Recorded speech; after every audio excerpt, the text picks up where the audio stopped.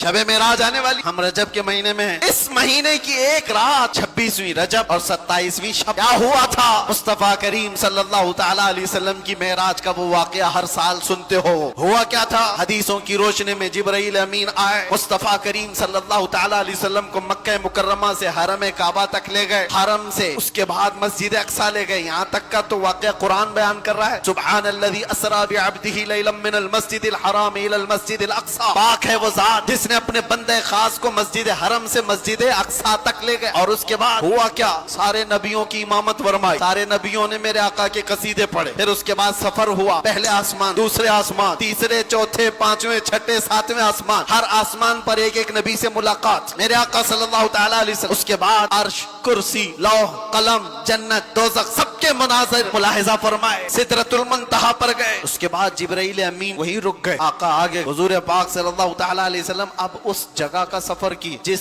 جگہ کا نام ہی نہیں، لامکان، اس کو جگہ بھی نہیں کہہ سکتے، جگہ وہ ہے جو کائنات کے اندر میں، وہ لامکان، مکہ ہی نہیں، اور اس میں سمت بھی نہیں، نہ پورب، نہ پچھم، نہ دکھن، نہ اتر، کچھ نہیں، یہ تو وہاں ہے جہاں سورج نکلتا ہے، اور اس جگہ میرے آقا گئے جہاں سورج نہیں، چاند نہیں، اس کے آگے پہنچ، اور پھر وہ ایک ہی مقام قرب تھا میرے رب ذوالجلال کے حضور، رب تبارک و تعالیٰ کے حضور گئے، اور کیسے؟ قاب قوسین او ادنی، دو کمانوں سے بھی کم کا فاصلہ رہ گیا تھا، میرے آقا اتنی قریب گئے، اللہ کریم نے اپنے قرب میں، اپنے جلووں میں جتنا وقت چاہا حضور پاک صلی اللہ علیہ وسلم کو شرف ملاقات عطا کیا۔ بعد میں پھر حضور آئے، بیان کرنے میں اتنا وقت لگ رہا ہے، معراج کا پورا واقعہ بھی نہیں، سمری بیان کر رہا ہوں، خلاصہ، اور حضور رب تعالیٰ کے حضور سے تحفہ بھی لے کر کے آئے، پتہ ہے 50 نمازوں کا، موسیٰ علیہ السلام ملے، کہا 50 آپ کی امت نہیں پڑھ پائے گی، کم کرا لائیں، کہے اللہ کی بارگاہ میں 5 کم کرائے، پھر آئے، پھر 5 کم کرائے، پھر آئے، پھر 5 کم کرائے، 9 بار بار بار بارگاہ رب العزت میں جاتے رہے، آتے رہے، اخیر میں 5 رہ گئی، پھر آئے، سوچو یہ بیان کرنے میں اتنا وقت لگ گیا، صرف چھوٹا سا